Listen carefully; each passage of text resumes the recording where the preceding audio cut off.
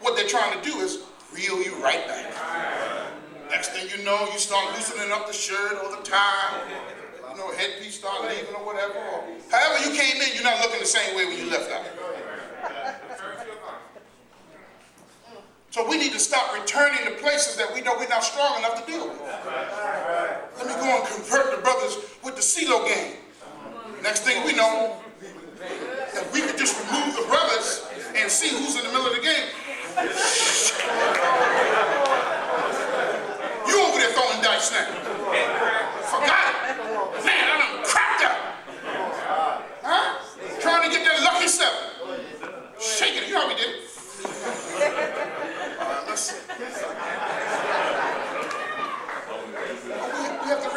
We have to refrain from all of that. You're a new Muslim, you're a new believer. You wonder why we get off the track. Then many say, well, I can't come right now because, you know, I'm just not ready. Well, when are you going to be ready? When it's too late? When the casket is getting ready to be rolled in and your body's in it? All right, very good. The minister says you don't need a mate until you find out who you are and what you need and hope to achieve in life. When thoroughbred horses are mated, the breeders carefully examine the stud and the mare with an eye for what they hope to breed from the two. We can learn a lesson from the mating of horses. We should learn that in order to get what we want in a relationship, we have to first understand who we are and how to identify in others that which we need to help us in our development into the divine. So, brothers and sisters, you know, what can the brother offer you in helping you in your divinity path? What can the sister offer you in helping you in your divinity path and walk? And if you find that neither offers anything, that's not the right one. Assalamu alaikum. Peace be unto you. You understand? No, not on to the next one. No. Back to myself. Let me get back to Allah God. Allah, something I didn't do right. Something went wrong. But Allah, maybe the wrong was the person that you gave me the blessing to see that they were not the right one for me. Sometimes that's the right thing from God. To see that the person you're looking at is not the right person. You understand? Yes, sir. Not after you've already gotten with them and they discovered you and you discovered them. All of a sudden now the first trial comes, we run out the door. Let's move on. Let's talk about domestic violence. Everybody all right? Yes, sir. Yeah, we got to talk about it. The violence and abuse in the home is so great that a teacher or leader of any consequence should begin to look at the destruction of the black home, the black family, and the black community and address these concerns with truth. Why are black men beating women as women are being beaten today? There are many men in the Muslim world who think it is okay to beat their wife. This is not the conduct of a true man of God beating women. A true man of God knows how to handle a woman without beating and abusing her. The problem today is that we as men have lost the knowledge of how to handle ourselves. So it becomes exceedingly difficult for us to handle our mate. Yet, nature forces us to come together, but we don't know what to do with each other after we come together. So isn't it prudent to learn, since nature's going to force us together anyway? Now, let's go on now. Here we go.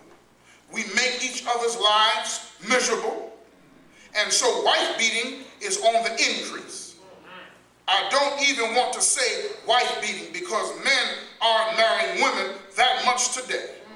Marriage is a dying institution. Tell me it ain't so. We can look right in the house of God. Huh? Yes, sir. What are we afraid of? Are we afraid of being ourselves, brothers? God says in the scriptures, it's not good that man should be alone. Every brother that's not a man in here, stand up. Good, I thought you would sit there.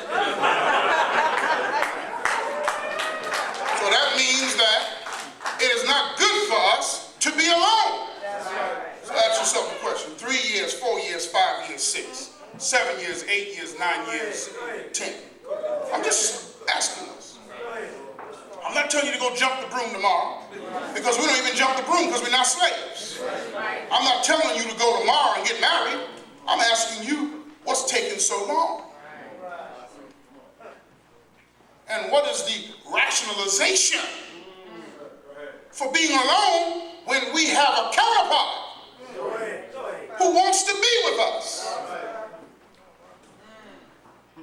Any sister in the room that does not want to be with a man, stand up. I thought you would sit. And even if you didn't want to be with a man and you want to be with, I know you still wouldn't stand up. But the point is, same thing with you, brother. Same thing with you. So you don't need laughing on that side. But I can come right back and hit you on your side. All praise for God. The point is here, Allah, God encourages the institution of family. Not this single life. I'm just going to do me. What does that mean? You're right, but all you do is do you. Understanding understood. Don't you get tired of just doing you?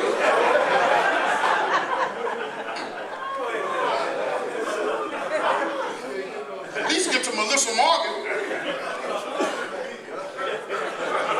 You understand what I'm saying? We're living in a practical and real world. Allah, God said, it is not good that the man should be alone. That means he should be with the woman. Not another man, a woman. You greet another brother. You don't be with another. No. Oh, please. I'm sorry. Ain't nobody got no phobic, obic, or mobic. A man is meant to be with a woman. Male, female. We're talking on black, male, female relationship. It's the wrong house for male, male, female, female. That's not the way and nature of God. I'm sorry, I don't care who does it, how long they do it, how much the law said he can do it. That's not the nature of God. Look in the camera. Not the nature of God.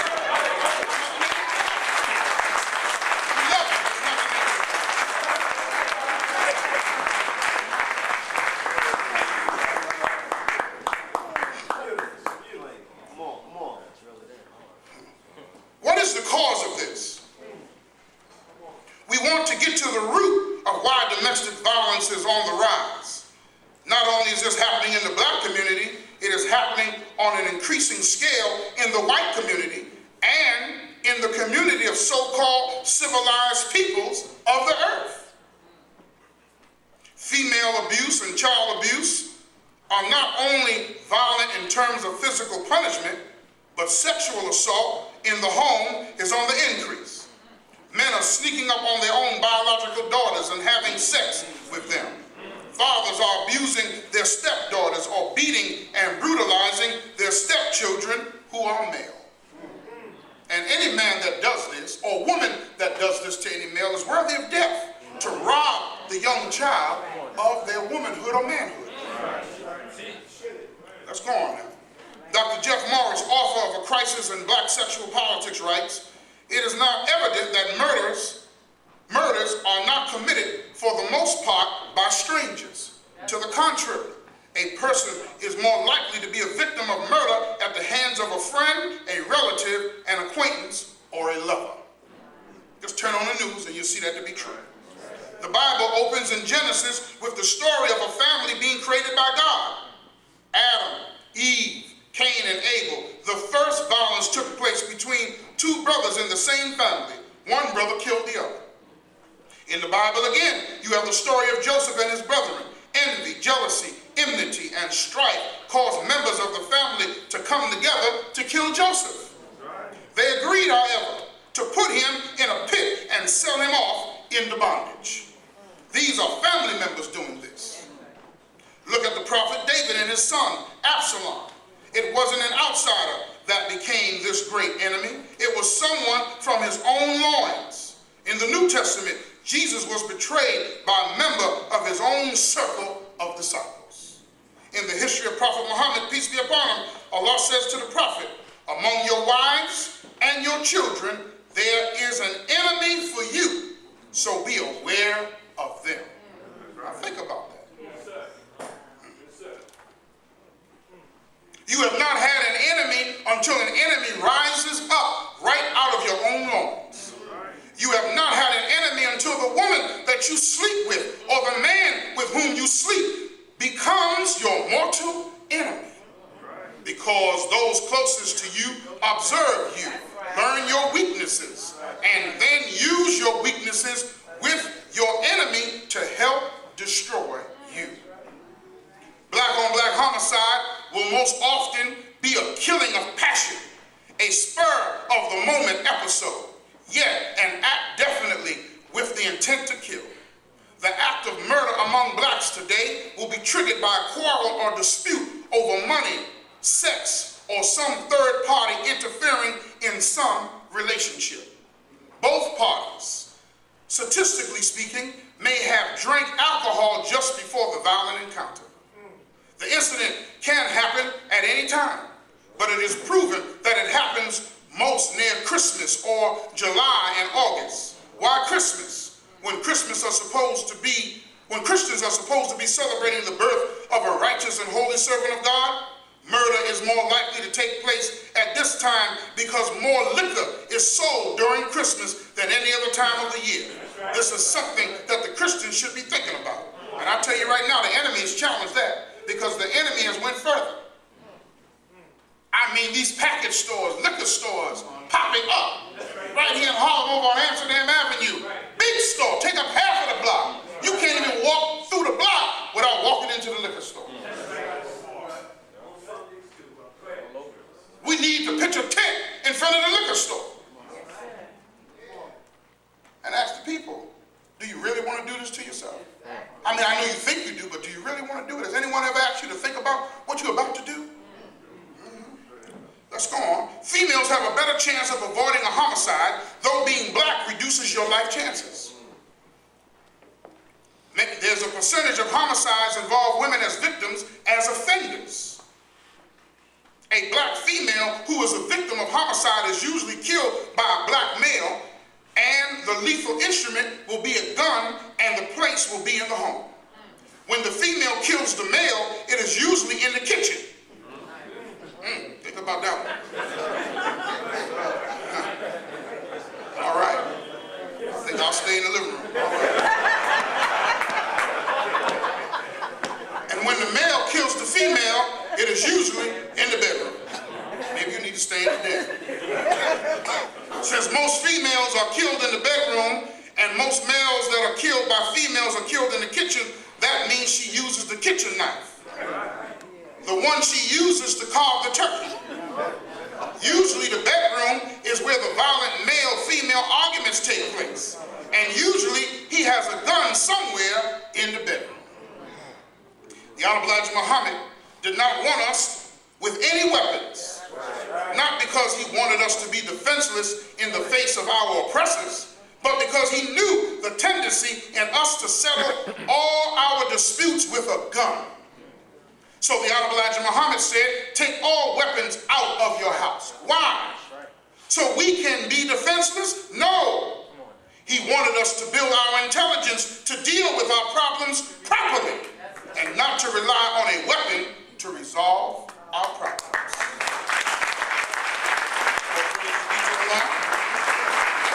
Most of the people who are in prison today, having killed some friend, neighbor, husband, or wife, are living with intense regret because they really didn't want to do it.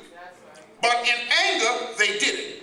If the weapon were not there, they might not have done it. People have all kinds of reasons why they do these things, but most of the reasons that social scientists give are really not adequate. They say it's due to dense population, that overcrowding is the instigating source of homicide. That's an inadequate answer with which we disagree. We are disproportionately represented in homicide statistics because we are constrained from expressing our will to be in direct control of our own destiny. Did y'all hear that part? Yes, sir. The black-on-black homicide statistics are a barometer of our oppression in America. That's the reason why we have it. When you live in oppressed communities, the only result then seems to be is to turn on ourselves. I'm going to say this. Ultimately, separation from our enemies will be our only solution.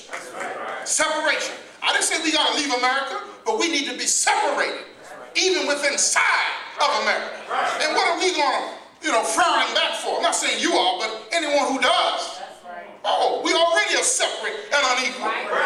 Redlining all throughout America, and we had nothing to do with it. How did Chinatown get to be Chinatown? How did Germantown get to be Germantown? How did Italians get to live with Italians? Huh? Bangladesh over here. Pakistani over here. Come on now.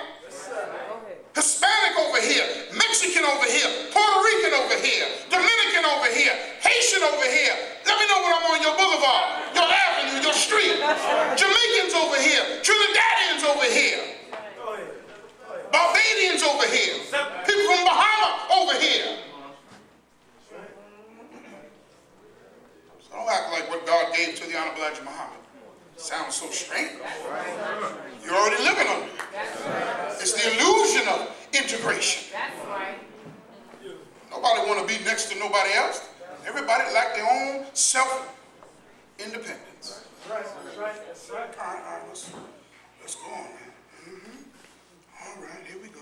We live in a white-dominated system that enforces a prohibition against taking aggression out on white people who frustrate and oppress us.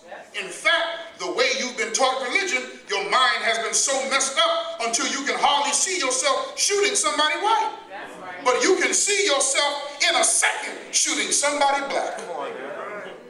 The system rewards and legitimizes black-on-black aggression.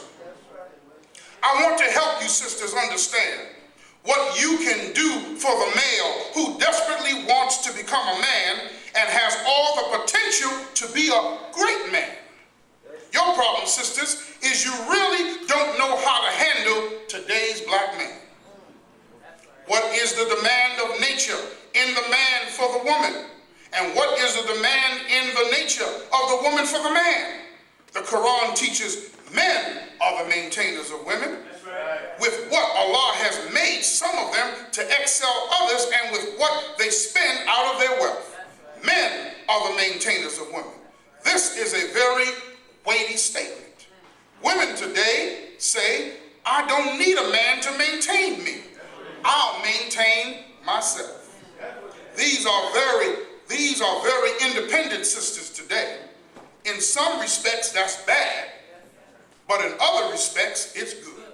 How is that, brothers? It's bad because every woman is made complete with a man. And every man made complete with a woman. Yes, sir. After God's way and purpose. That's right. That's right. But why is it good for them to be independent? Because too many men have let women down. Yes. Once, twice, 3 times, 4 times, 5. They say, huh? We promise to hold on to a job, promise to hold on to a nickel, a dime, a dollar, 5 or 10 or 20 or 100. We go and we gamble it, we spend it, we drink it, we do something else. They get tired of that. They get tired of the Ralph Crandon promises. You know Ralph Crandon from the Honeymooners. Alice, I got another idea. Always come on with you, the black Ralph Crandon. Got another idea, another get-rich scheme, and it don't work. They get tired of it. So they'd rather be with themselves. They say, I can do bad by myself. Don't need 2 of us doing worse together. And that's a good point. You have to know. I can't say we because I'm not in this situation at this moment. You have to know, black man. When you're just no good for a woman. just say, I'm not ready right now. Sister, you got to know when you're looking at a man that's not qualified for you. I don't care how he looks on the exterior, posterior, exterior, interior. The bottom line is, he's not good for you. You got to know it. You got to know when he's emotionally bankrupt, falling short of the cause. You can't carry him all the way down across the finish line. He's got to be able to pick himself up at the same time. And brother, you just need to admit, I mean, I understand, sister, I look good. Yeah, this ain't the right time. Try me again, maybe 6 months from now. I'm a work in progress. Maybe you didn't see the sign, but I'm going to put it up. I'm a work in progress. See, when the Million Man March went down 16 years ago, the sister said, I heard that there's 1 million men that went across that Maryland line into D.C. And if there's 1 million that went over, there's 1 million coming back. And I was going to get me a good man. She just didn't realize that the process of atonement was going to take longer than just one day. And it's all right. Be patient. Sometimes good believers come into the mosque and we can't wait. Especially if it's a new sister. Oh my God, eyes is popping open. You know you see them cartoons with the eyes just be. Sister might see a new brother come. Not waiting until they develop themselves. Until they get a firm connection with Allah God. Until they get to know themselves better. Until they can look in the mirror and tell the truth to themselves about themselves. We busy trying to latch on to it. All right, let's go on, brothers and sisters. All right. Here now. The Honorable Minister Farrakhan says, but in the nature in which God created you, brother, he created you. Oh, I'm sorry. Let me read this part right here. The minister says, I was saying to you, in some respects, sisters, it's bad to say that you'll maintain yourself. In other respects, it's good. But when we start getting away from the nature in which God created us, we start getting into problems. Allah says in the Quran that men are a degree above women. Now, that may hurt feminists. I don't want to hurt your feelings. We're not a degree above you in the condition now. We're several degrees below you. But in the nature in which God created you, brother, he created you a degree above the woman. Otherwise, the woman would not be able to look up to you. Anytime you have a woman that does not look up to you, brother, you're in trouble. The Honorable Elijah Muhammad taught us that the self-creation of the originator out of darkness is a very painful process. Birth is a very painful process. Not just pain to the woman, but pain to the child that is forming in the womb and coming through the canal. And when the baby gets here, the first thing it needs is some comfort. So it cries out, I'm here. Why are you crying out? What are you crying out for? It was a hard journey getting here. Will you comfort me?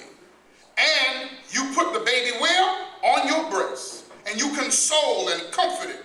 That is so beautiful. But let me tell you something. God created man. Now I'm speaking Bible. In his image. The Quran says that God made man his vicegerent, which means that you stand in the place of God. This woman is created to console a man. The Quran says that she is made to console the man. She's created that we may find peace and quiet of mind in her. The Honorable Elijah Muhammad said it like this: woman is a man's heaven. No wonder we're in hell. We do not know what to do for and with a woman. Allah says he is the source of peace. He's the abode of peace. And the greatest heaven is peace and contentment of mind. Then God gives you a woman to give you peace and contentment of mind. But we do not know how to handle her. Therefore, we end up with no peace, no contentment of mind. We are all in constant hell with our woman because we don't know how to bring out of her what is in her nature for us. And there is not a woman on this earth that doesn't wish to give what nature has put within her to give. The Quran says men are the maintainers of women. What does maintenance mean here? Maintenance means to keep in existence or continuance. It is a man continuance. It is his duty to preserve her. It is his duty to keep her in due condition.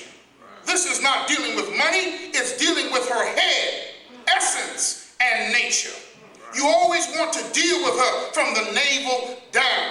You don't want to deal with her from the neck up, and she resents that. A woman resents a man looking at her as an object of pleasure when God created her as a very serious manifestation of her will. Listen to the wisdom of this. Sisters, women who are weak in their nature, who use their body to attract men. A righteous thinking man also desires not to be judged from the navel down. That's right. Neither does he wish to be judged by what God has given him in his pectorials or in external features. A righteous man wants to be respected for the knowledge and the wisdom that God has given you, being able to lead his family in prayer, educate his children, be a good family man, a man that does for himself, his family, and his community. A good righteous man does not desire to be judged on the prowessness in bed. He does not desire that you get him and measure him with bedroom activity. That's what a good man wants. Now, if we're acting like a dog, then dog attract dog. And dog produces dog. Huh? They got this commercial out. Remember how it all goes, but it all starts off with how something starts off. The father rejected the daughter. The daughter got with some hard rocker, and then they gave birth to a baby with this cable tow around the neck. You know what I'm saying? In other words, it's letting you know one thing begets another thing begets another thing that's further from their nature. Men are the maintainers of women. To maintain means to keep unimpaired. We are to keep her in the nature in which God created her. We are to keep her, brothers, in a specified state. Who specified the state that we should keep her in? Who but her creator? And what is the state that she should be kept in? Listen now. A man's duty is to keep or hold her against attack. And the last thing in maintenance is to provide for her upkeep and to carry the expenses of the woman. Don't get quiet on me now. The money part has to be there. Don't ever think that you're going to have a good relationship with a woman if you can't keep up some expenses. But at the same time, sister, in today's world where the man has to struggle so much for what little he gets, you have to keep your desires in line with what this man is able to afford, lest your desires drive him to do the wrong things just to please you. Don't get quiet. Listen. Our beloved minister has taught all of us for years. Sisters, live within the means. But brother, I deserve. And he can say to you, I deserve too. We both deserve. But this is what we can afford. So you may go and look at this kind of table, but this is the table that we can afford. We can't get that. Why? Because of my sister. We can't get that because of my mother. We can't get that because of the other sisters. That's not going to be good. You worry about how you look, or you worry about what we can afford.